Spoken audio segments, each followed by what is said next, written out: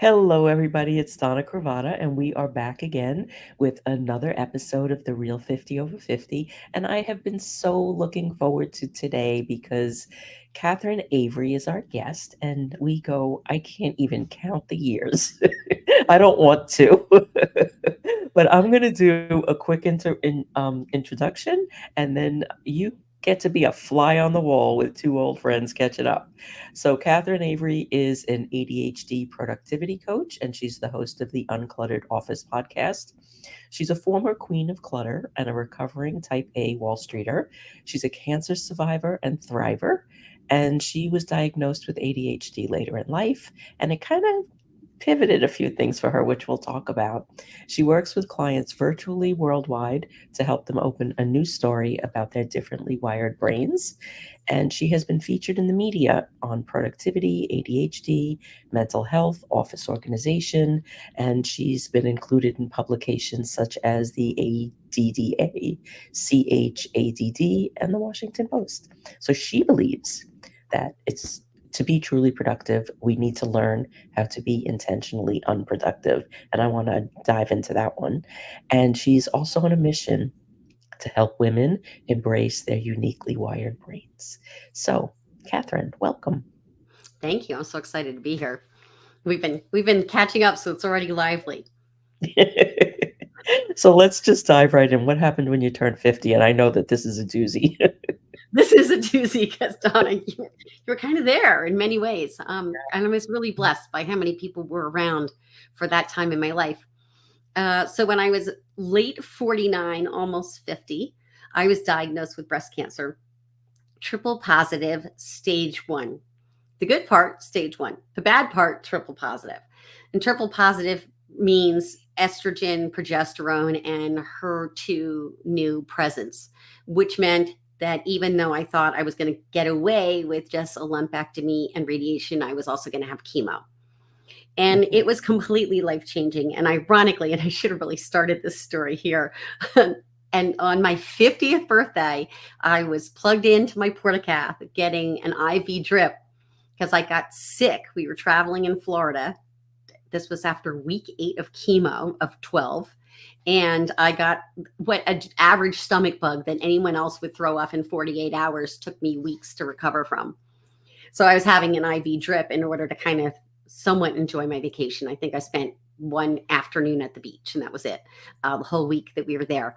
But I was very lucky that we were visiting my family and they said, we're going to have somebody on call down here for you, which was great. So it was really a game changer for me. I think I went through life on the negative side of things, and having cancer helped me really see a couple things. The first thing it helped me really see was that you can't go and go and go and go. And if you do, eventually life's going to blindside you with some kind of a health concern. And I know we're going to talk about this. And your body's like, I know you can relate, right? It says, that's it, Sister Mary, you're laying down. So that was pretty intense. I had a 10-year-old daughter at the time. She's now 19. We were just talking about your son's almost graduating college. Holy cow, mine's in college. I feel very blessed that I'm here at all. And one of the first things they said was you're going to have to exercise. And I didn't really exercise at the time. And so I created these things called gratitude walks because I didn't want to lose my gratitude practice. So I would get up very early in the morning and I would get out. I still do walk, but I tend to walk in the evening now. But I was walking in the morning first thing because whenever I'm creating a new habit, I make it as early in the day as possible. So I actually friggin' do the habit because ADHD. And I would walk every morning. And as I walked, I would say gratitudes for whatever was around me. And when you're first starting to do gratitude work, you're kind of like air conditioning, a roof over my head. Oh, those trees are pretty. Thanks, thanks God, universe, whatever you want to call it. So, but eventually you get really good at it and you realize like all the things you have to be grateful for. And there were days where I was grateful that I could even go out and walk. Yeah. I mean, I really kind of felt crud. And you know the drill. When you really don't feel good, it's really hard. So that was really kind of a gift for me for my 50s as I'm rounding the corner and pushing that 6-0. Um, and it feels so weird to say that, but it's true. That's I'll fine. be 59 this December. Uh, Finding out you're mortal, um, I don't think I really believed I was until then. Even though I'd had a few things that had happened, like a really bad car accident, things like that, I just didn't really believe I was mortal. But this also gave another gift, which is kind of wild. I realized that if I could be this sick at 50, how much longer was I going to have my parents Yeah, and my old, that senior generation in our family? And so I really made an effort to spend a lot more time with them. yeah, That was a biggie too. yeah. There's It's probably 26 lessons, but I'm only going to do two. well, yeah. It really it's.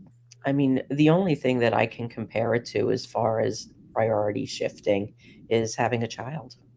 Mm, You know, I mean, it's like instantaneous. What's important, and most things aren't. And um, it really does change the way you view everything and value things too, because the things that we thought was so important, they don't they don't mean anything. right. They She really used to take her hand when because I was bald. So as my hair was coming back in, she would rub the back of my head and she would say fuzzy duck butt. This don't. was hilarious. So yeah, because I cut all my hair off and then, I went bald. I had one of my favorite things is this comment people would say, "Oh, you need to grow your hair long again. Isn't your husband bothered by the fact that your hair is not the same?" And I said, "My husband's happy I'm alive." Yeah, yeah, that's up That to was one. everybody to have a second child. Or what would be really fun was I would say, "Well, I don't know. I mean, how many men get to date a blonde, bald, gray, I mean, Assortment. for variety. I mean, it's like having different wives. So But these now, benefits." how did this whole experience shift your business? Because when I met you, you were an interior designer. Yeah, I was an interior designer. And what happened was I realized that I just didn't want to be having to deal with contractors anymore, carrying heavy things, hanging art on the wall, etc. It took some time to transition. It really did. It didn't happen overnight. And I ended up really coming out of the gate more as a productivity and organizing consultant. Mhm, And so I was interior design in office spaces. So this wasn't a mhm, giant shift, but it was more along that line. And what was neat was if someone brought me in for a productivity project and said, what color should we paint the walls? I could mhm, help them with that. But I mhm, stopped leading with interior design. And at the same time, I also became a certified productive environment specialist, which is fancy way of saying I know how to organize your office. mhm, Um, and I loved that kind of work, and it was really fun. And then we had the transition in March 2020. So probably in 2019, I started to really envision that I wanted to have a strictly laptop business. I wanted to have that freedom to travel. Um, I just didn't want to always have to be on site. And so I said, I'm going to have a 3-year goal. By December 2023, I'm going to be fully a laptop business. Y'all know where this is going, don't you? mhm. 2020, March 13th, or whatever date it was, where the whole world shut down. And I said, well, that 3-year dream's just been shortened. And it was about 3 months that I had to pull it all together and Yeah, figure out how to be a laptop business. And in the process of doing that, I realized I was doing coaching and I really didn't know what I was doing. And mhm, I didn't really want to be a coach who didn't know what they were doing. So I studied with Coach Approach Training. And as I was in the process of training to be a productivity coach, they actually rolled out a neurodiversity coaching mhm. certification. I have to step back for a sec because I have to explain how I got there. I hope that's okay. Oh, that's fine, fine. Because it goes back to being 50. So when Mhm, I was 50 and I was in the subsequent chemo, brain fog, etc., um, I couldn't remember words. I would be in a meeting and talking about lumber, and I'd be like, the 2x4s, you use them to do the framing. These guys would be sitting there, wood the things. engineers laughing, and they're like, do you mean lumber? I'm like, yeah, lumber. That's it. Because I just laughed because I just couldn't remember really simple, basic words. There were a lot of issues I had. One Mm, of them, oh my God, this is so funny. We had brain training. So I'm in the brain training class, and I'm really feeling low. I'm having a lot of trouble. And this woman starts to tell this story about how she lost her pork chop. She was cooking dinner, had prepared the pork chops, and she had no idea where she had left them. And now, Donna, you know me really well, right? You know that I would usually come up with some flip remark like, well, just order McDonald's or whatever I would have said, like order out. I started bawling, Mm, absolutely sobbing over this woman's pork chop. And I thought, oh, there's something really wrong with me, Lord. So it's like, this is so not me. What is going on? And I'm telling you, that hospital had me in to see a psychiatrist within 24 hours. And they put me on some medication to help me get better. I clearly had gotten some chemical depression coming out of all that. And honestly, and I know you've had a health thing, so you'll understand this. You come on the other side of a health thing and you're never really on the other side. But let's say you're through the worst of it. mhm, And all of a sudden you realize, like, oh my God, I was this warrior through all this and I'm beat. mm, I'm done. And you're done physically, emotionally, spiritually, mentally, all of it. And suddenly you just kind of have this breakdown. It ended up like the breakdown was great for me because I had the breakthrough after to decide that I wasn't going to do design, et cetera, anymore. But this brain fog stayed and it stayed and it stayed and it stayed till I finally said, is this really brain fog? Or is it, since my daughter's getting diagnosed with ADHD, that maybe I have ADHD? I got the first official diagnosis. She got like one at school, and then I had her officially diagnosed after. Um, and so that's where that I was already into the journey of learning how to be a neurodiverse coach, et mhm. cetera, and then did the second half. And then the last thing I did, at least until now, because I'm on an ever learning journey, right, Donna, It is I doesn't did, stop. It I doesn't became stop. a trauma, certified trauma informed coach. So if someone comes to me and they have trauma in their background, I know how to help them get the resources they need. Doesn't Mhm. mean that I'm not doing psychological stuff. We have some I'm a coach. amazing trauma coaches in this community. I'll introduce you to Absolutely. people. Yeah, I'd love that because I definitely want to have access to those folks because it comes up. Yeah, it does, Um, and I really respect the way that you're doing it because you don't wanna leave somebody in their trauma. I would be honestly, it's like would be something I'd be so worried about doing. I would never want to injure somebody in any kind of way. It's such Mm, it's not just that we have to follow codes of ethics. It's that truly I think the people who come to this work, um, especially those of us who are kind of later in life, we come to it with this real empathy and understanding and deep caring about the people we're working with, and we don't want to harm them in any way. yeah, yeah, I very much appreciate that because I see a lot of the opposite. Hmm. I might have experienced some of the opposite. Yeah, I have, a good group of people to introduce you to. Oh, good. I'd love that. That'll Yeah, be great. okay, great. So so that all helped you redesign your business, right? Correct. And so you moved from being an interior designer, you took all these certifications, you learned these things about yourself and your daughter, and then you had to become an advocate as well because you're advocating for yourself and your child. Yep. So, everything changed. And then you have this like gratitude and empathy for yourself, for others, that all came from this medical experience. Donna, I think the greatest thing that came out of my ADHD diagnosis was no longer feeling like I was broken. Yeah, let's talk I about that a little bit. totally thought I was never good enough. And I Yeah, mean, you were there for a lot of this with me grappling with this kind of stuff and being a wonderful advocate for me to kind of like deal with it in the nicest of all possible ways, but you were pretty much like deal with it. and so finding out that it wasn't, I always called this the managing of me. There yeah, must be something wrong with me, so I need to put these systems and structures in place so I can manage myself, so I can function in society. Finding out that it's just you're differently wired and you're not broken and there's nothing really fundamentally wrong with you, going back and reading, oh my gosh, the things my teachers wrote about me. mm, Talk about a good cry. Oh my gosh, I was just a mess when I read that stuff because it was clear as day. And yeah, for anyone who sits here and says, hey, what the heck, nobody caught it, it was the 70s and 80s. and Nobody knew. no, and when they started to diagnose this, they didn't look at girls, they looked at boys. No. not at all. And I was in, even worse, I was in an all-girls school, so they Yeah. didn't even So, have yeah, it boys was to compare me yeah, to, there was nothing, there was no bar. right? And women show up with ADHD very differently than men. Uh, our hyperactivity, well, you see a lot of me move using my hands. That's some of mine.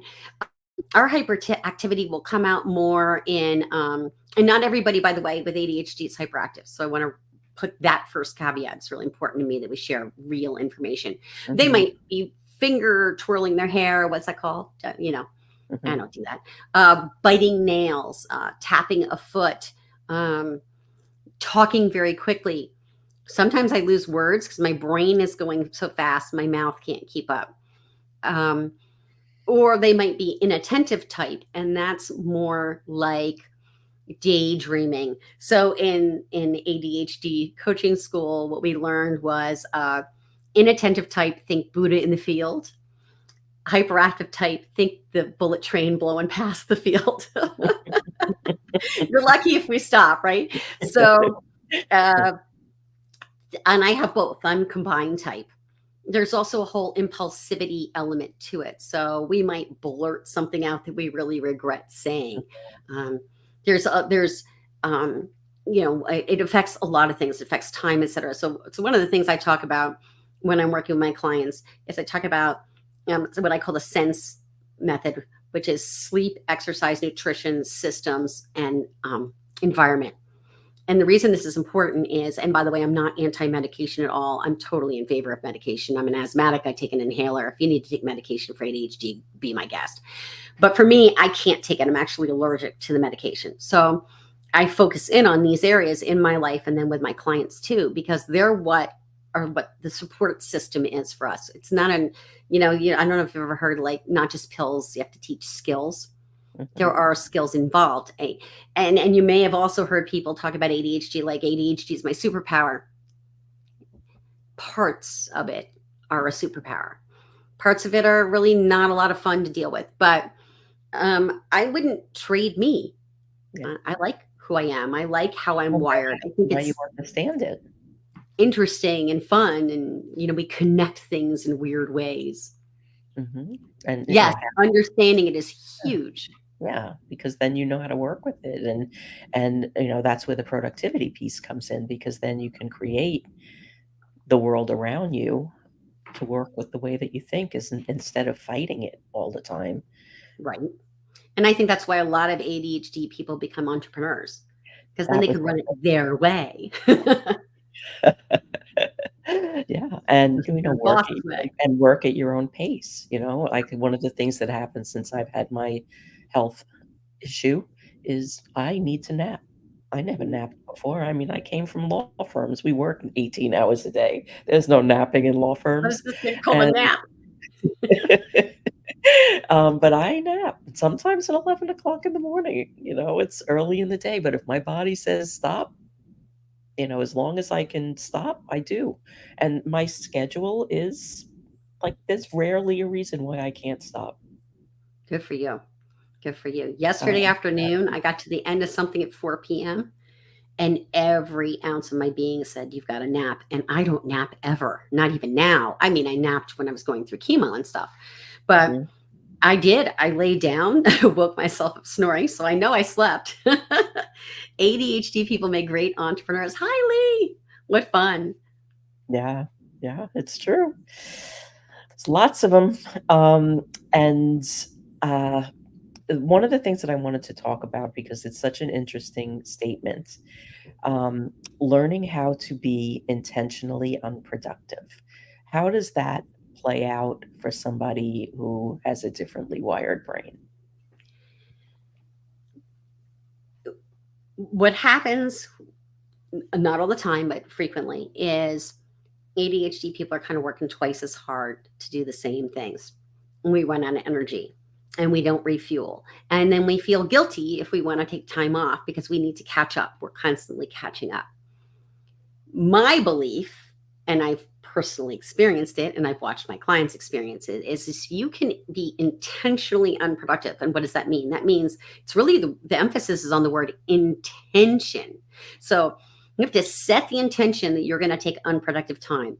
Otherwise, like you're sitting playing Candy Crush, and there's nothing wrong with that. But usually you're playing Candy Crush because your brain has had it, you're tired, and you're just kind of like messing around or Mhm, doom scrolling, right? mhm. I'm sure there are lots of doom scrollers here. Or you have the parents who finally they get the kids to bed and then they have that revenge bedtime procrastination. They're finally like, oh, I've got time to myself. I'm going to stay awake. And then they're exhausted. So, but if you can make a choice and say, 3 days a week, I'm going to go to the gym and I'm going to work out, and that's going to be my downtime, or I'm going to join the local choir and my rehearsal time is going to be my downtime, or I'm going to go kayak out on the river. I know you like to kayak. um, I think you still like to kayak, yes? I would love to, but it's not yet. Not as much anymore. Okay, well, at a Soon. time, I know you a long time. So back in the day when there was kayaking. So, maybe it's taking a kayak. Whatever it is that you can do to recharge, to rest, refuel, instead of what Lee's saying here, instead of just wasting time, making it very intentional. So what is this doing? When you're making an intentional, and by the way, carve it on your calendar and make it a date as important as anything else you do in your life. Mhm, Because taking care of you is just as important as anything else in your life. When you make it intentional, your brain says, oh, I'm taking time off. When you're sitting just wasting time doom scrolling, in the back of your brain, you're going, oh my God, I still have that thing to do for so and so, and I have to this and I have to that. And why am I doom scrolling right now? I mhm, really should be working on X. And mhm. you're not getting any of the benefits of that time. You Yeah, just wasted time. yeah, It's why bother? Like, really carve it for yourself. And I mean, a minimum of an hour a week. mhm, That's like the minimum. I'm mhm. more like an hour a day. Yeah, I have on my calendar a reminder that goes every morning at 8 o'clock. Be kind to Donna. Oh, good. Never ending. Because I was forgetting to do that. Yeah. I would wake up in the It's morning easy beating to myself forget. up. Yeah, We take care of people. yeah, yeah. We just do. I started every day with, "Why didn't you finish this yesterday?" Mm. I know. What do you think I was doing at 3:30 this morning when I wasn't sleeping? And I remember laying down, putting my head on the pillow and saying, "Don't you even dare. Don't you dare go down this rabbit hole." And Yeah. I promptly grabbed my headphones and I started listening to things. I listened to some 50 over 50. I Mm, listened to an Audible book. I may or may not fall back asleep. I mhm, accept that, but I'm resting. mhm. You're still resting, but now I'm being intentional. I'm not just wasting time. This negative self-talk that's not helpful at all. Yes. Yes, and that's what Lee is saying too. Oh Um, yeah. and yeah, so true. All right, so I really love that phrase, and I love the, making it intentional, um, because that kinda gives us a moment to stop, Hmm. and when we stop, everything stops. That hamster wheel in our brain stops, and that gives us that moment to just take a beat and really kinda think about, "What do I actually want? What do I actually need?" Right? So, like, what's the difference when people can start to do that and kind of bring that into their world? I think all the powers in the pause. When Yeah. we pause and recharge, we are better able to take care of people around us. I did something I haven't done in eons. I turned off my computer Thursday, July 4th at 12 noon, and I didn't turn it on again until Sunday morning. And I took 3 full days just away from the computer completely. Again, the world didn't end. It was amazing. Yeah. Even though we think it's going to end, it didn't end at all. And what happened was I came back on Monday morning. Sunday, I just had an email or two to send out.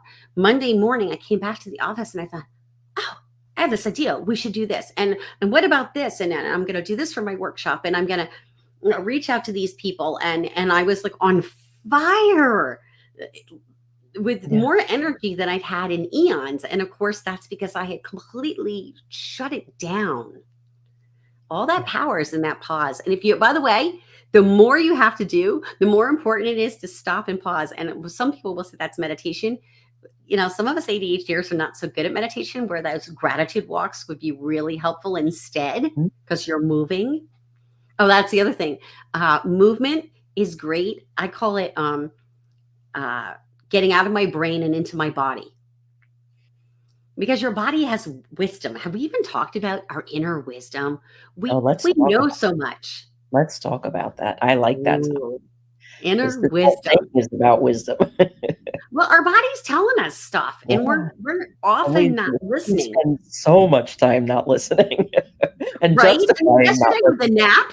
Yeah, and justifying not listening. Yeah. Oh, I got too much to do. Shh, you be quiet, right? Yeah. So, I mean, it's really really important, and doing sleep, exercise, nutrition. And I look, I'm loosey goosey on the nutrition. Listen, if you want to have a cocktail or if you want to have some dessert, go for it. Try to think about your nutrition 80% of the time, and you're already doing better than most people. Mhm, Um, but if we're doing these things where we're taking care of ourselves and we're listening to our bodies and what it needs and what it wants, um, my eating habits all changed dramatically when I stopped just like using sugar as the palliative fix and started really listening. Like, I can't believe how much protein I have now compared to what I used to have. Um, that's all really important because that's your fuel. yeah, And fun fact, if you don't sleep well, you are going to go for the sugary things because your body needs to, be awake. So yeah, you're going to, or the caffeine, you right? need the boost. You need the boost. So just something to think about. It's really important that we get quiet so we can hear what our body's telling us. And then we can give the body whatever it Mm, needs. and now if you have ADHD, that's probably even a bit of a bit more challenging to do because it's hard to slow your mind down. Absolutely. And so, believe it or not, if I have a meditation practice, I meditate every morning for 10 minutes because that's all I'm going to last, right? I'm ADHD. Lucky if I can make it 5 minutes, right? But if you did that, if you did a 5-minute meditation twice a day, Mm. the benefits are tremendous. And again, listening to your body. Like Yep. if you had to push yourself through a 40-minute meditation, you wouldn't get the benefits from it because you'd be forcing yourself to do that. Absolutely. It's not how you're built. It's not how you're wired. So Absolutely. you kind of like, you're dismantling the circuits. Yeah. So how let's talk a bit about, there was a phrase on your website that I loved, the 50 tabs open people. Guilty. Good. Okay. So for people who don't understand this, what I meant was that we feel like we have 50 tabs open in our brain at any given time because we're thinking about so many things. Now, where that, to use the word superpower, comes in as a superpower is then we connect those tabs, which is really cool and exciting to see how things work. Like, I'm sitting in the opera with my mother one day and we get to the intermission. This is a lot of years ago. And we get to the intermission. I said, I just figured something out. If we do this, this, and this at work, then that'll work. And she looks at me and she's like, where did that come from? I said, oh, you remember when so and so was singing thus and such? And she's like, whoa, who are you? What weirdness is this? Right. So that's the plus to it. The negative to it is it's hard to juggle a whole lot of things going on in your brain at all at once. So what I'm trying to help people do is focus one tab at a time. Mhm. So where the analogy comes from is your computer, right? Usually, like, I'm doing a video right now, so I don't have as many tabs open because I deliberately closed a bunch or else my computer will crash. But I kind of leave a lot of tabs open. So one thing that's really great for that is one tab because it allows you to save them all within Mhm. your computer. Bookmarking is also a great thing to do. I need that one tab. I'm writing that down. Oh yeah, I can show you how to set it up.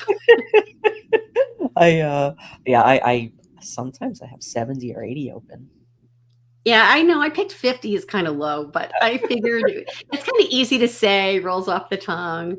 Yeah, There's it's, enough that people say, "Oh, yeah, that's me." If you said 10 or 20, I'm like, "Oh, whatever." But I 50 is always do, like, little Loom videos for clients right. and show them how to do things, and every single time, it's like, how do you have all those tabs open?" Like, you can't even see the icons anymore. Donna, the other thing I do, should I admit these things? Is I actually open multiple screens so that I have them, so maybe I have 5 or 6 the most important tabs on one, and then the next screen is something else, and the next one. Yeah. And I kind of categorize them. Apparently, you can color code them now. I'm dying to know how to do that. Yeah, you could also That's save next. them. On Chrome, you can save them into little folders, like little tab folders. But that was bad for me because then I had like 200 tabs open. Oh boy. That's so funny. Well, I cannot believe we are at a half an hour already, Can't and, either. I knew that that was gonna happen. So, everybody, please connect with Catherine Avery. This is her website. She's on the 50 Over 50 webpage. Um, she is, if you are watching the replay, you have questions, you have comments, tag us. We'll come back. We'll keep the conversation going. And the way that I always like to wind these things up is to ask you to share a wisdom bomb, something quick and actionable that people could take away and really have a little impact or change. I go back to health. If you haven't seen a doctor lately, go see a doctor. I'm not going to specify which kind or what. That's up to you, what you choose. But your health is really important, especially as you're over 50, where things are just not working quite the way they once did. And anything not knowing is way worse. It's better to know and then be able to work proactively on whatever it might be. So, 20 tabbers, way to go, Lee. I'm impressed. And start closing some of your tabs, because if you don't close your tabs both inside and out on your computer, you will crash. There's my Oh my final tip. goodness. Oh my goodness. Matthew always says to me, he goes, "Do you ever only have a plan B?" I'm like, "No." I have like plan C, D, and E.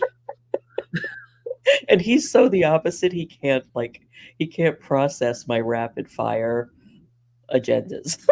Oh my goodness. Happy birthday to Matt, by the way. Yes, it's his birthday. I know this is supposed to be timeless, but it is his day. So It's his day. But thank you, thank you, thank you. I'm so happy to have you here today, and thank you for sharing all of your wisdom, inner and outer. And please connect with Catherine and get in on this conversation. And we will be back next week with yet another wonderful woman over 50. thanks, Donna. Thank you.